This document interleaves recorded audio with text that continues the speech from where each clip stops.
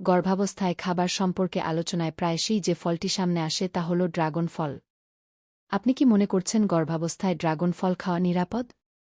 আসুন এটি খাওয়া নিরাপদ কিনা জেনে নেওয়া যাক।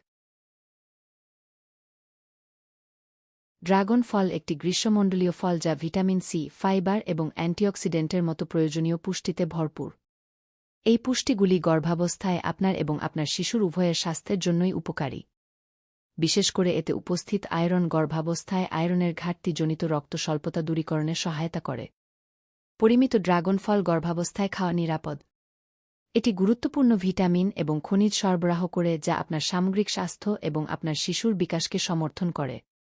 তবে গর্ভাবস্থায় যে কোনো খাবারের মতো ড্রাগনও অতিরিক্ত গ্রহণ ঠিক নয়। উচ্চ ফাইবারের কারণে অত্যধিক ড্রাগন ফল খাওয়ার ফলে হজমে সমস্যা হতে পারে। খোসায় উপস্থিত কোনো কীটনাশক বা ব্যাকটেরিয়া অপসারণ করতে ফলটি খাওয়ার আগে ভালোভাবে ধুয়ে নেওয়াও গুরুত্বপূর্ণ। এছাড়াও ড্রাগন ফলে আপনার অ্যালার্জি আছে কিনা সেটিও নিশ্চিত হওয়া উচিত। ড্রাগন ফল গর্ভবতী মহিলাদের ডায়েটে একটি সুস্বাদু এবং পুষ্টিকর সংযোজন হতে পারে।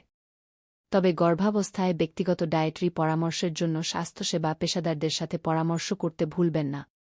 এভারবেস্ট হেলথ ম্যাটার্স এর এই পর্বটি দেখার জন্য ধন্যবাদ। আপনি যদি এই তথ্যমূলক ভিডিওটি সহায়ক বলে মনে করেন তবে লাইক করতে, শেয়ার করতে এবং আমাদের চ্যানেলটি সাবস্ক্রাইব করতে ভুলবেন না। পরের বার পর্যন্ত আল্লাহ আপনাকে সুস্থ রাখুন।